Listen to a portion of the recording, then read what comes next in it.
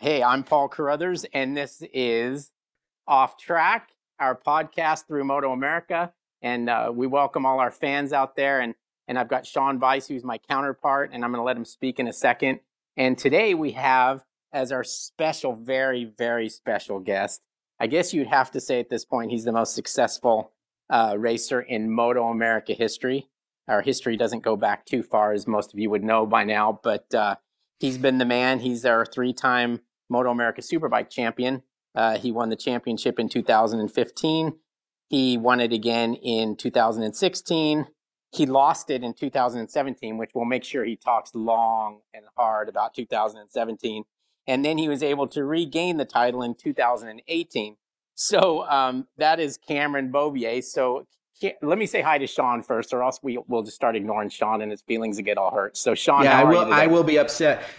Hey, first of all, I love the smell of race gas in the morning, so I'm excited. We got a couple more weeks, and then it'll be here. It's going to be VP Fuels. I'm very happy about that. And Paul, quick thing I got to tell you. By the way, that guffaw was not me. That was our guest, who we're going to bring in a second. But let me just say this. This is a momentous occasion. We should have a trumpet flourish like in the King Arthur days, or at least a round of applause, sound effect somehow, because Paul, this is episode 20 of Off Track with Carruthers and Bice. Oh, wow. I thought for sure, I thought we'd get fired after about eight.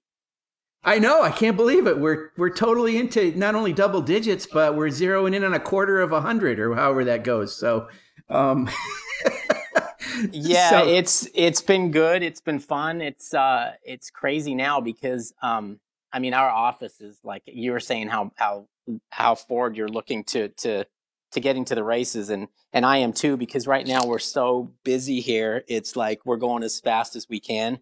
There's some time during the off season when you wish you could get some of this stuff done, but you know how it works. It all sort of comes together at the end. And it's crazy. We have some really grumpy people here, and some people you can kind of see how people react under stressful situations when it gets to this point. And I'm not saying I'm perfect either, because I yelled at somebody the other day that I had to apologize for. So felt like a real jerk. so there's an old adage that pressure makes diamonds, but sometimes pressure makes a-holes, doesn't it? Yeah, and I'm totally fine with pressure as long as I don't have to deal with other people who are feeling it. And then so anyway, it's kind of fun. I mean the days really fly by, and I like today I wanted to sneak out at lunch and ride my bicycle. I didn't get to, and but there's a lot going on, but that's all good stuff, and I'm really looking forward to getting to Road Atlanta, as I'm sure Mr. Beaubier as well. So how are you, Cameron? I'm doing good. How about you guys? Good. You Doing sound you great. sound nice and you sound nice and chill and mellow today. Did you do any training, or are you just chilling? Well, I looked at MotoAmerica's website and I saw the count day clock was down to 16 days, so I guess it's time to put the Xbox controller down, go log some miles on my bicycle or something. Yeah, I know you're teasing because I see you on Strava and you have been putting in some work. But do you feel like when you see there's 2 or 3 weeks left, is there oh God, I need to do twice as much, or you just chill and go with your program?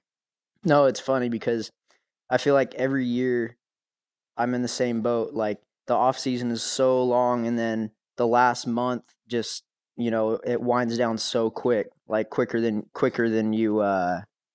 quicker than you know it. And yeah, now I mean, it's a couple weeks and it's time to go racing. It's pretty cool. I've been sick of testing and just not sick of testing. It's good to ride, but I'm just ready to start racing. I'm looking forward to it. Yeah, didn't you guys test a couple, like 2 days ago at Thunderhill again? Or Buttonwillow? Yeah, Buttonwillow.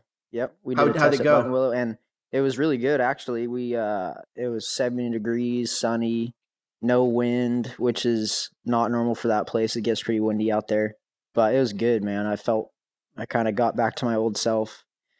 The other tests we've had this year, it's been kind of a funky off season. We really haven't had the best weather. Like either the morning gets rained out, or there's always some kind of rain in the forecast, or it's super windy, or just cold track conditions. So it was really good to just have go put in some good laps on good weather, high track temp, and yeah, get me ready to go racing.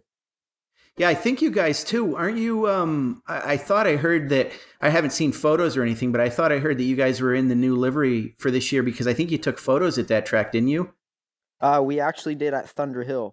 So Oh, okay. the last test at Thunderhill in February, like mid-February, we did all our pictures on the first day, and Thunderhill built like a new kind of showroom area, Oh, and Brian wow. J took us in there, and we did a bunch of photos in there and knocked them all out the first day, and that's pretty much all we did. I didn't even ride the first day because it got rained out. So yeah, it was good to have some good track time, like I said, at Buttonwillow. And yeah, Does the bike look different this year than it has it has in the past? Will it look different a at Road little bit. Atlanta? Yeah, we have some more black in it. Not so much like the GP bikes, but a little closer in that direction.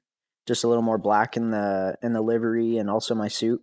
So I That's think it's cool. good. I think it's a good little change. Yeah, their bikes seemed that the MotoGP bikes sort of look like they started to copy your guys' bikes a little bit I in the know. I way that it mean, looked. yeah, yeah. They had a rough year last year. We won, so yes, just following in our footsteps. No, I'm just Well, kidding. that's good.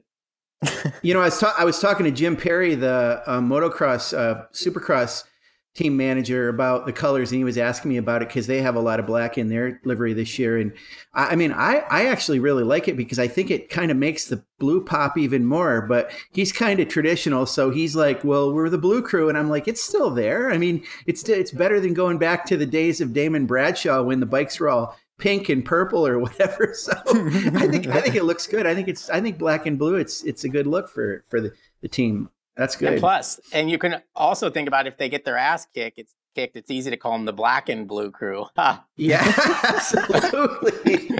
No doubt about it. The Listen to this bruises. guy. I'm cracking I don't myself want to up talk to over Sean here. anymore. No, I don't want to talk to Paul Yeah. anymore. Just Yeah, Sean. you Yeah, want me to blame go away. Paul. You want me to go away. It'd be easier without me. So what else have you been doing? I know it's funny because we got puppy dogs about the same time, and I was laughing. I told you this. I was laughing when you posted photos that your dog basically ate its way out of the house or tried to eat its way in, and so Eat its I'm like, way in. oh my God, that poor guy with his dog, blah blah blah. And like 2 weeks later, mine started gnawing on the kitchen. Basically Yeah, ate all the baseboards. I'm glad she did that. So Making fun of me over we're here. kind of in the same boat there, and you're probably like me. We're like, like I'll be out somewhere, and someone will be like, oh, what are you gonna do? I got to leave now, and they're like, well, why do you got to leave? Oh, I got to go take care of my dog, and they're like, what? It turns into like your daughter, huh? I love my Yeah, dog so much, but she's a pain in the ass. No, she's been good. So after the season last year, when everything kind of wound down, Shelby and I went and we're yeah, we just decided to get a puppy, a golden retriever puppy. I've you know yeah, I've wanted a dog for a while now. I had a husky a couple years ago, and he passed, and so we decided to get a dog.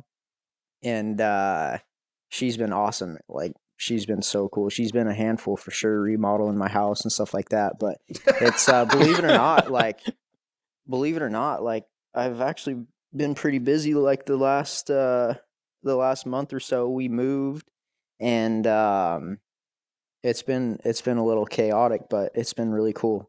Um, yeah, I think she's like 6 months now or something like that. And at the new house that we moved into, um, it's just a big kind of open area, and there's like some ranch fencing that separates like each property. So I was like, man, like I don't know what to do with her. I don't want to lock her up like all day. So I went and got one of those perimeter collars, and yeah, it's like that invisible fence type thing. right. And like I was trying to train her, like everything was going good, like I put her on the leash and kind of was showing her the boundary of the property, like you can't go past this type thing. Put the perimeter collar on. She, of course, she sees a squirrel, takes off after the squirrel, and then I just hear freaking Yeah, it yeah. shocks them. Oh yeah, it shocked her good, scared her. Now she doesn't even want to go outside. So I got some work to do. Yeah, I got some So work to do. I definitely there's some middle ground to be found in the training there. Yeah, no, exactly. But other than that, she's been awesome. Like it's been cool having a little pup around. And Did she gnaw in the old house or the new house? no, the old house. I Oh, wouldn't thank have her if goodness. she not on the new house. She'd be Should be DOA.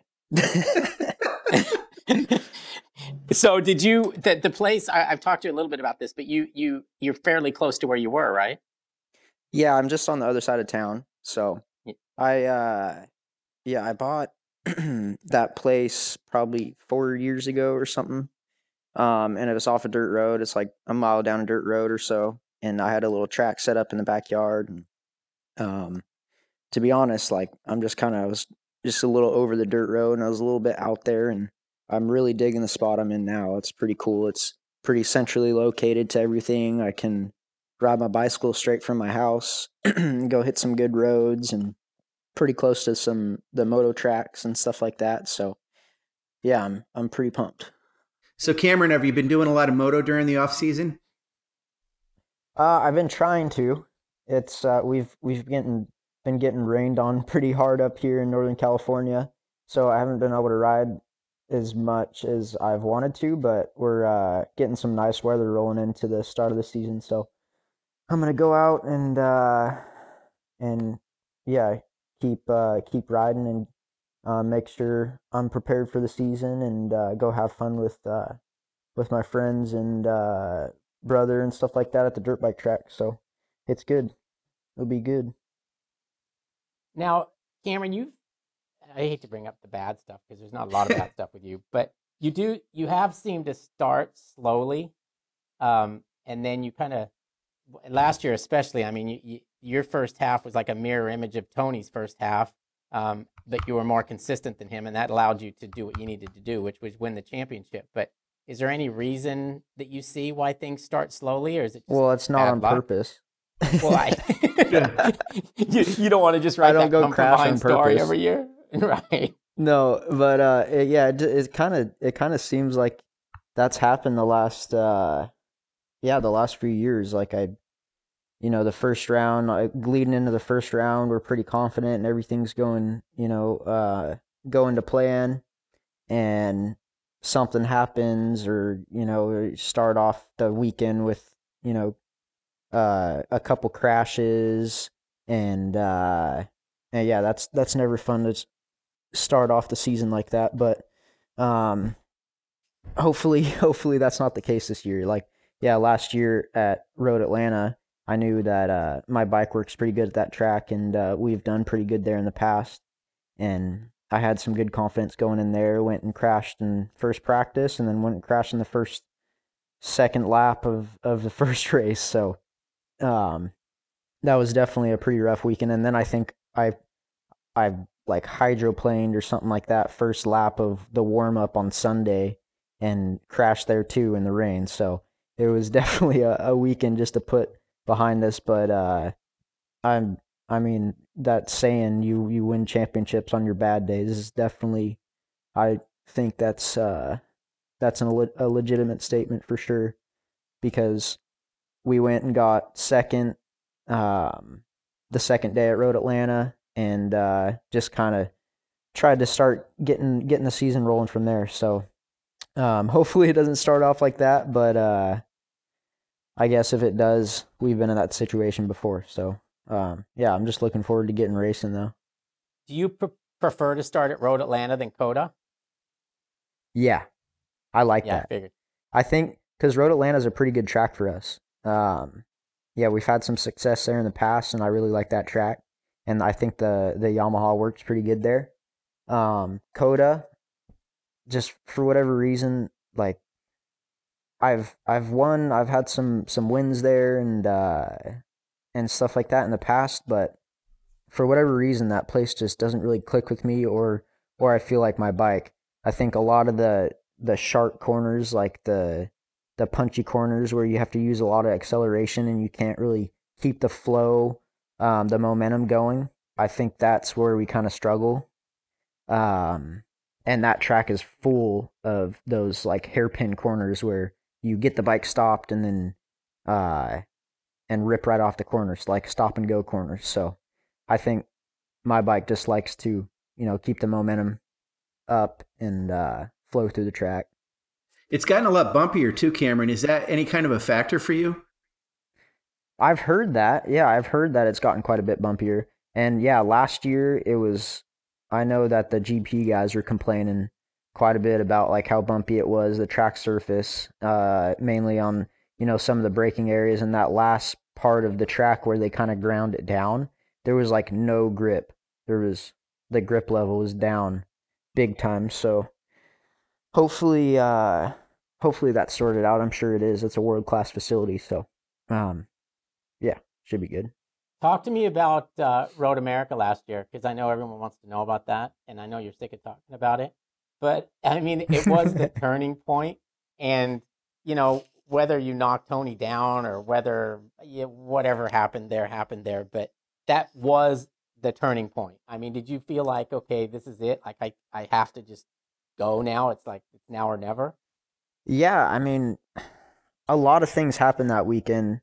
A lot more things than people just saw on the TV. When we got together, Dunlop introduced their big rear tire, and they brought back the super soft front that we had tested on all off season, and we had pretty much the best off season that I've ever had. Really, like I was doing better times by like a second at all the test tracks we go to, and I had some good confidence, like I said, going into the season. And then we showed up round one, and I think they had some kind of, or Dunlop had some issue in Buffalo or at their headquarters, and they weren't able to bring the tires that we tested on, the super soft front and the bigger rear, until like round 3, which was Road America. And yeah, something just clicked at Road America. The super soft front, like I said, that we tested on all off season, like I feel like that just kind of unlocked our bike. Because at least for me and my riding style, we're setting the best lap times and everything when we're able to, my bike likes to spend a lot of time on the side of the tire. I feel like that's where we get our lap time. And I was able to do, I was able to do that with the softer front tire. I feel like it just unlocked my bike. And also the big rear tire, I feel like I didn't think necessarily, it was a big time difference, but I think that our bike adapted to that tire better than our competition, and we were able to take advantage of it. And I think every practice and qualifying, we just had a little bit of time on our competitors, and I had some confidence going into the race. I saw Josh and Tony; they were getting a little rough with each other, banging bars pretty, lap after lap, and the laps were winding down. I remember, I'm like, man, like if I have any chance of winning this thing, like I need to get my elbows up and get my elbows out and fight for this thing. And I feel like I made a couple good passes, got slotted in the lead. Me and Tony bumped going into turn 1, and I mean, not to bring up old stuff, but I just feel like it was a little aggressive, and I got aggressive back, and unfortunately, he was on the ground after that. But that stuff's all put behind us. But I definitely think that was like the turning point of the season for me. Like I got some confidence back. In myself and in my bike, and we just kept rolling with it from there. And I think we knocked down almost 8 wins consecutively after that. So it was a pretty wild change in the season for sure.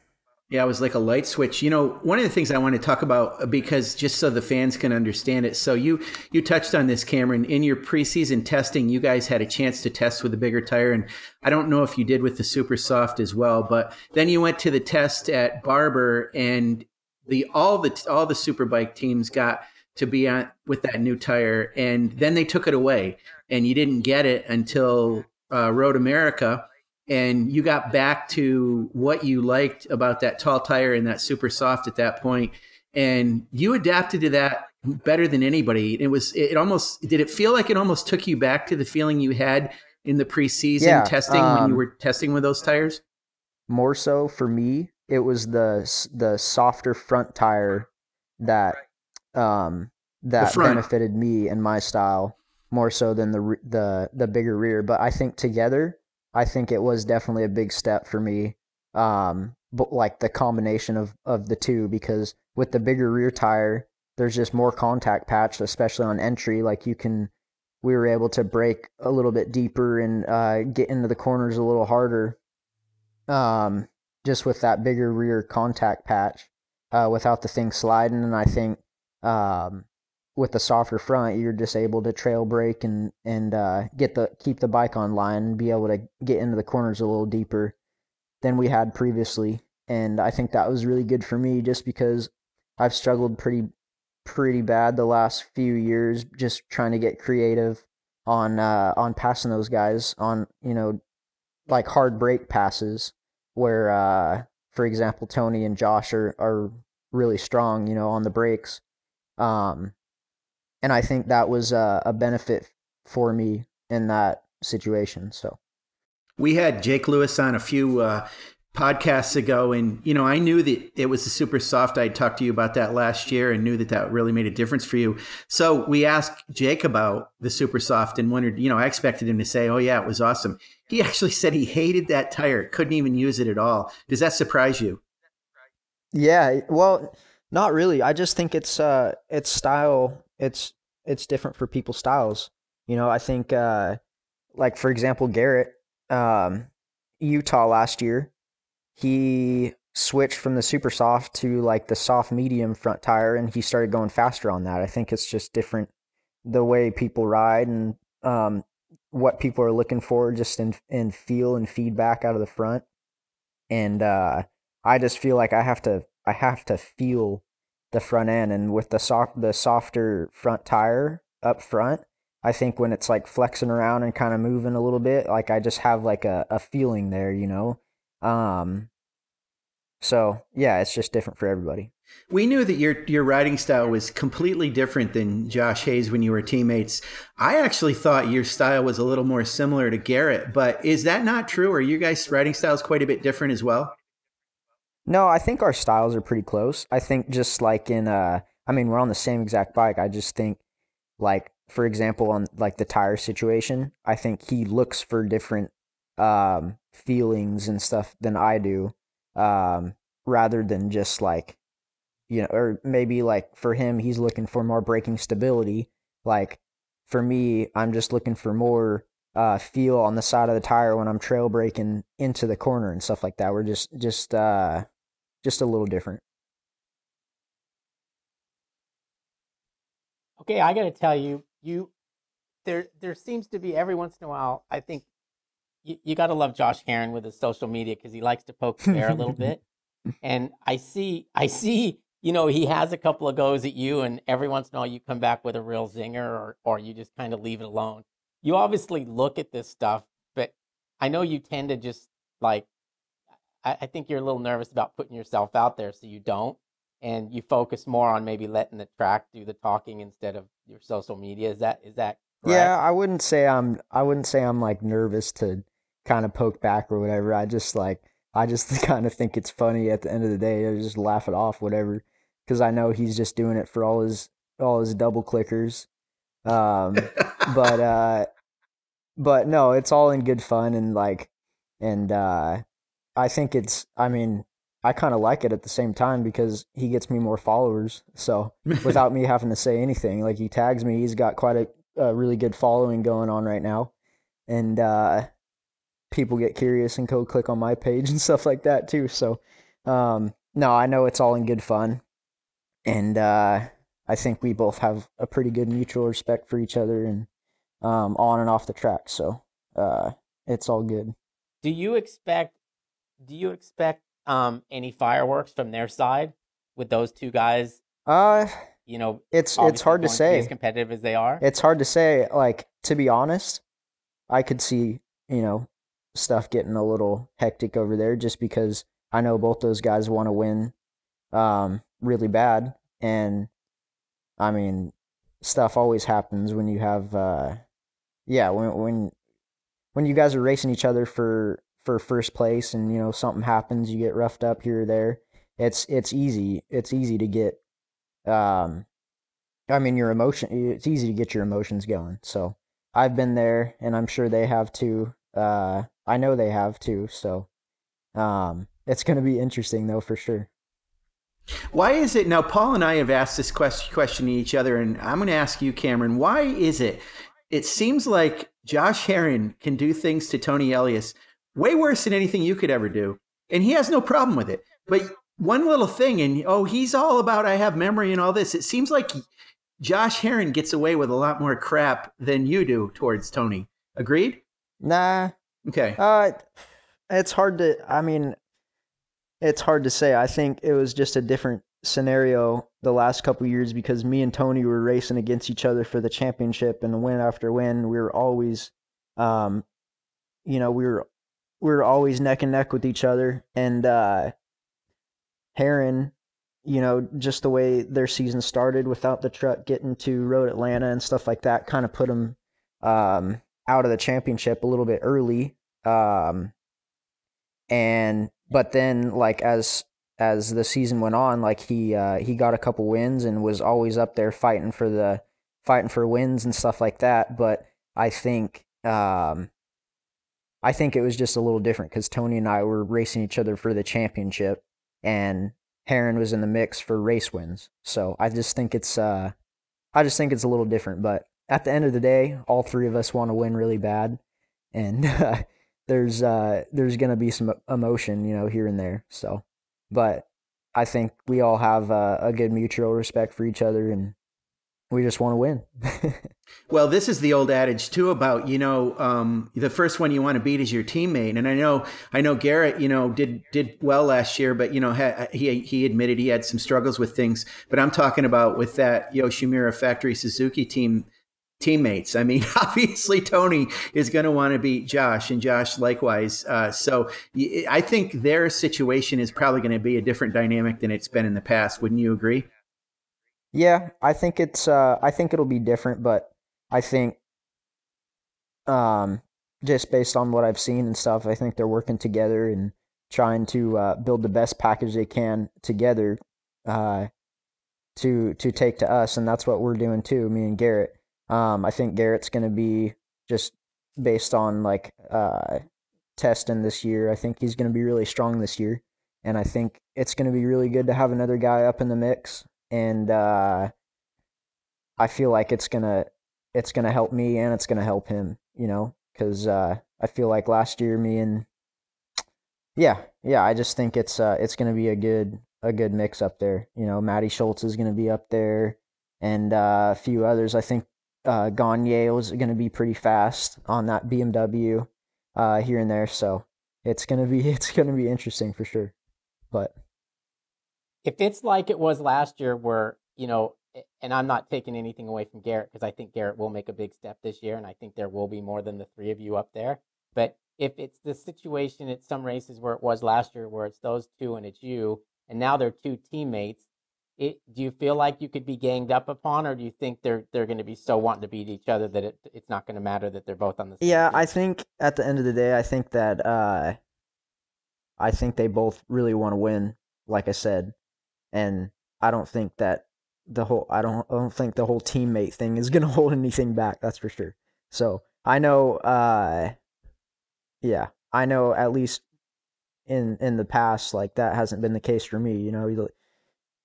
You wanna beat anyone that's in front of you or around you. So, um, yeah, it's gonna be interesting. That's for sure. But I think that's a good point you say that, like, the kind of teaming up on me type thing. Um, I think that's going to be good having Garrett in the mix, because just another guy to ruffle some stuff up, and create some opportunity for passing and stuff like that. Because Josh and Tony are pretty tough guys to pass, and yeah, it's just tough to get creative with those guys. So, because they have a lot of racing experience, and and yeah, they're crafty. So it's going to be interesting. So right now I think we've gotten to the point of the podcast, Cameron, where I have to ask you what I would consider one of my most burning questions about you. I've written some story. I've written some, and no, it's not any. It's not like, oh, by the way, I know your mom's birthday was the other day, so happy birthday to her. That's not a burning question. I just talking about my mom. Yeah, exactly. See, this is what Paul thinks kidding. I'm creepy, and I know your mom's birthday was the other day, and I love her. I'm not afraid to admit I thought it. you were gonna say I know I'm creepy. No, well, I don't think I am. But anyway, happy birthday to her, and it was the other day. So let me ask you this question. I have written a couple stories about this and made comments a few times, and it's this thing that always happens where, of course, all of us Americans talk about the world championships and want our American guy to go over and kick everybody's ass overseas. And it's not that simple. Some people have done it, and maybe their programs haven't been as where they should be in order for that person to succeed and excel as much as they might have if they had better backing or a better team. Let's just face it. I know you want to go to a world championship, but you also have a pretty good situation here. And I think you want it to be the right situation for you. Plus, you've been with Yamaha a long time. So I'm kind of putting words in your mouth, but what's your response to all these fans that say, he's got to go to the world championship? He's got to do it now. Where do you feel with that? Yeah, it's a tough situation. I do have it really good here. I'm hooked in with the Yamaha family, and it's a pretty tight-knit group, and I'm very thankful for everything they've done for me, and yeah, it's just I guess you could say I'm comfortable. I'm making good money. I get to come home after every race, and I'm racing the same tracks that I'm used to, and I just, all those guys are literally like family to me now, and it'd be tough to give up what I have here for something, that's that I'm skeptical about overseas. So it's not saying that I don't want to go over there. I absolutely want to go race the best guys, but I'm just saying I feel like I'm just riding this wave, and yeah, if an opportunity presents itself in the next couple of years, I absolutely want to. But at the same time, it's like there's just two different ways to look at it. I stay here, wait for an opportunity to present itself over there. But the older I get, I just turned 26, but in racing years, that's kind of old. Not old, but it's getting old.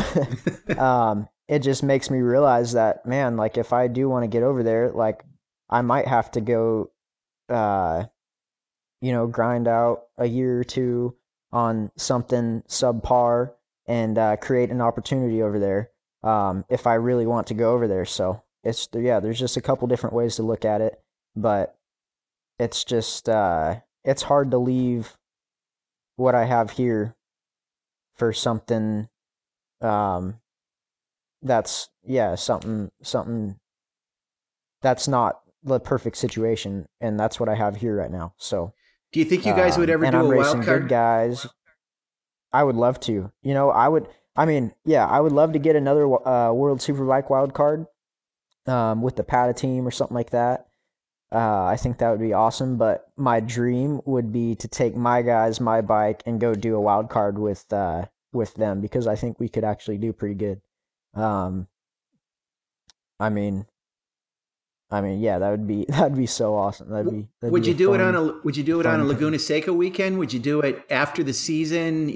How would you be able to do that? Have you guys ever talked about it? We actually did talk about at the end of the year last year, going to, is it Argentina? Is that what it is? Or no, not. Yeah, was that like the one of the last rounds? Right, the one they hadn't been there before. Yep. Yeah, we were kind of talking about doing that, but just stuff didn't come together. It was pretty kind of last minute idea and stuff like that. But if we could make that work, like that would be really cool if we can make that work this year or something like that. So, but man, that would be cool. Would you ever do anything crazy like what Heron did, where he raced both MotoAmerica and World Superbike in the same weekend at Laguna Seca? Honestly, I think that would be I don't know. In my eyes, if you're going to race World Superbike, you need to be, well, same thing for our series. Like, you have to be 100% focused on either one. Like, it's going to be tough to, yeah, you could be up there in some practice and qualifying sessions or something like that in each class, MotoAmerica, Superbike, and World Superbike. But it would be pretty tough to put in your 100% for 4 races after all practice and qualifying during the weekend, just swapping back different tires and stuff like that. In my eyes, I don't think that's realistic to put your 100% effort into both. But I would love to do a wild card at Laguna. That'd be so cool, and I think it would be so good for, I mean, not only me and my team, but like the fans there. They'd have like an American against the world, like against the world guys. They'd have someone to get behind and root for. At least that's just like the way I looked at it back in the day when Colin and Nikki were racing. When MotoGP'd come to Laguna or Indy, like it was just like, it's like our Americans against the world type thing. So, I think it'd be pretty cool. I came up with a pretty cool, what I think would be a good compromise for Laguna Seca, and I told Wayne about it, and I mean he was interested, but it's obviously it would take some putting together. But my idea was to just have the World Superbike races at Laguna and not have MotoAmerica, but have the MotoAmerica guys ride in the World Superbike. But then, like, if you got 4th and you're the top MotoAmerica guy, then you got your 25 MotoAmerica points and so on down the line. Yeah, I wouldn't like And that, because if I was really cool if I was racing in World Superbike, I'm freaking going till I crash. I would just going wide open till I crash. I mean, hopefully I don't crash, but I'm on the edge. You wouldn't be able to do that. No, I don't want to do that. No. I get it. You don't want to do that, so I should pull that idea back. Do you want a spoiler alert on the dirt track? I just watched the heat race with our boy JDB. Yeah, tell me. But I won't tell you if you don't. No, tell me. He just beat Jared Mees in the Wow, baby. Good for him. Dang. Yeah. So road racers. It always amazes me how well our little road racers can do when they go over to that. What about singles? I've been trying to pay attention to the podcast a little bit. Okay. Hey, speaking of like the live coverage stuff, Sean did. Yes, let's talk about that. Did Paul tell you what he's gonna do for me? No. He said he's gonna buy me an access code for MotoAmerica this year if I come on the show today. Wow. Oh, I did. Nice, huh? I did. That's impressive. I bet I could write that off. I could tell Richard, if you we could have this thing like if you're a national champion, you get one code for free. Oh yeah, let's do it. Deal. At least it's better. It's actually better than a provisional start or something. And we'll just subtract the $50 out of your purse. Hey, Cameron, I want to talk to you about your crew chief, who I have huge respect for and love for, and admiration, because back in the Vance and Hines Yamaha days in the early 90s when I got to know him, the guy, I've called him a kingmaker because, my gosh, the riders that he's worked with who are champions, he worked with Josh Herron when Josh got his Superbike championship. You've worked with him. He got you there as well. He's just a tremendous guy, as well as a recent inductee into the Canadian Motorcycle Hall of Fame. So, what's it like to have Rick Hobbs as your crew chief? It's pretty amazing just seeing all the people he's worked with and how many championships he's racked up over the last 20 years or so, or however many 20 plus years of professional racing. And it's I'm very lucky to have him as my crew chief and have him in my corner, that's for sure. Like, it's funny because he's so calm, cool, and collected, at least from what I see. Like, I'm sure he's broken a couple lap timers or something like that if I in the battles with Tony, or if I go crash a motorcycle and he has to fix it. But No, but he really is like my calm, you know, like he's just like behind the scenes. Yeah, it seems like I am a mellow guy. I'm pretty mellow. But yeah, I get worked up, you know, when we don't have a good day, or you know, I'm just stuff's not clicking. I'm not riding good, or um I'm not flowing with my bike, or you lose a race or something like that. And he always has a way to, you know, kind of calm me down and just keep chucking along. So, um, yeah, I'm very lucky to work with him, and yeah, we've won 3 championships together, and I'm yeah, it's pretty cool that I get to add to his list. And yeah, he just got inducted into the Hall of Fame last year, at the end of last year, in the Canadian Hall of Fame. And yeah, his list goes on with riders he's worked with and all the stuff he's done. It's pretty amazing, really. Not without giving anything away specific, just give us a little insight into when you come in off the track, and you have a calm demeanor, as you said, and Rick does too. You know, you go in, you sit down in the chair, he comes over. What do you say to him on a? Are you being very specific about, you know, a couple clicks out of the back, or you know, add some preload, or do you say it's doing this, it's doing that? How does the conversation go with you guys? Does he have to translate your input very much? Uh, Not really. I think, I mean, yeah, for sure, like the first year, second year type thing, but I feel like we've gotten a pretty good read on each other. Like he's like I go out, I think working with Hayes, or being teammates with Hayes, um has really benefited me more than I realized when I was actually teammates with him. Just listening to the way he talks to his crew chiefs and what he's looking for out on the track and stuff like that. Um and yeah, it's just kind of opened my eyes to that stuff, like what he's looking for type of thing on making the bike better or more comfortable or easier to ride, or something like that, over race distance and just throughout the weekend.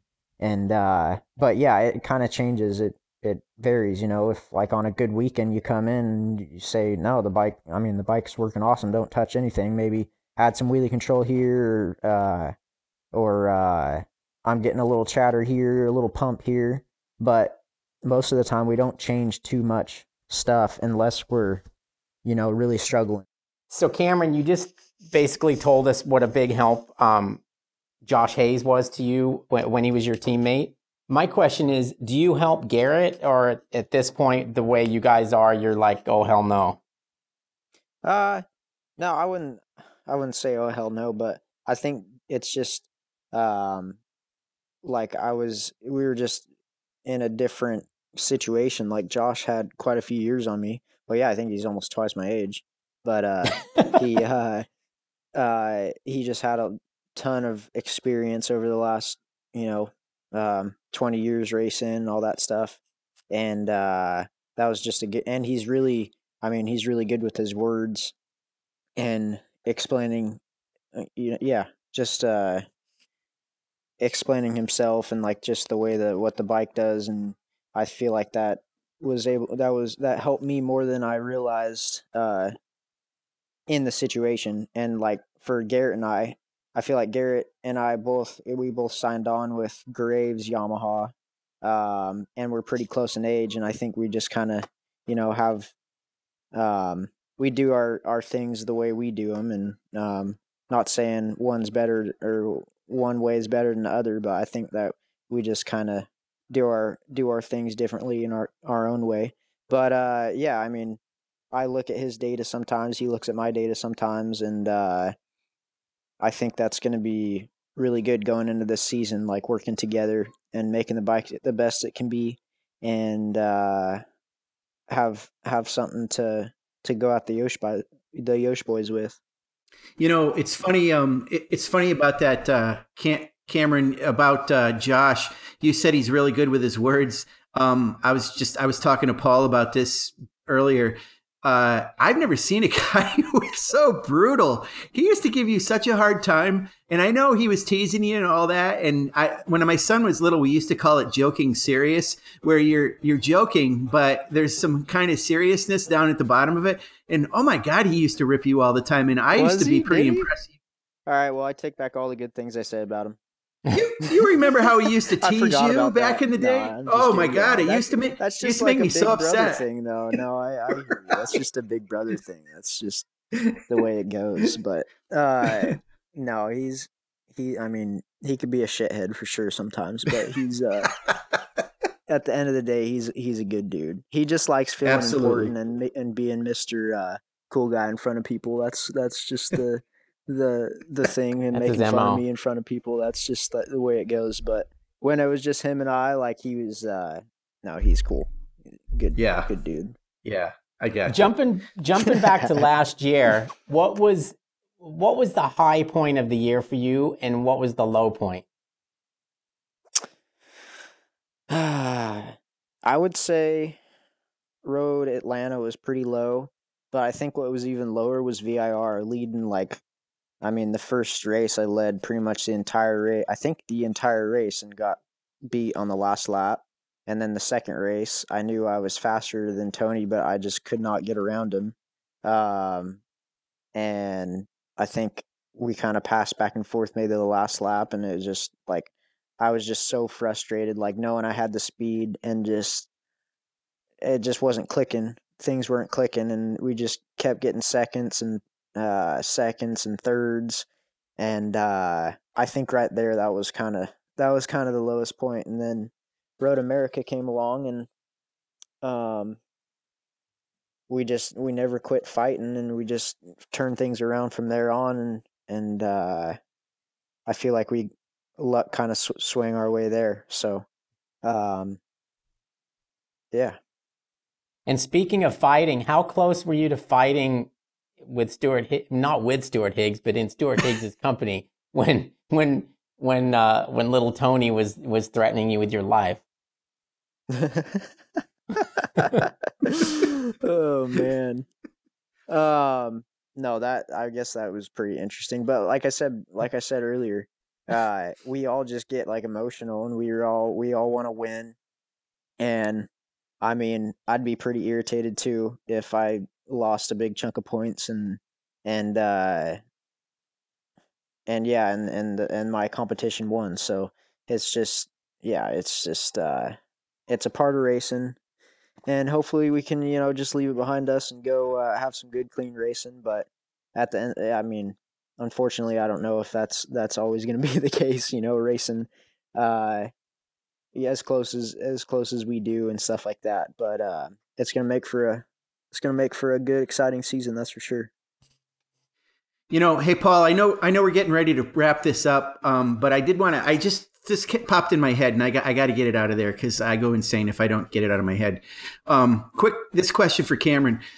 Cameron, in the past, when you crash, you lose the front end most of the time, it seems like. And I can remember having conversations with you sometimes where I'd ask you what happened, and you would actually say, I went into the corner the same way as I did every other time, and I don't even know what happened. It just went out. Is that true? Are there some times where you do the same thing you always do in a lap and just something happens? Yeah. I mean, that's what's so cool about having data.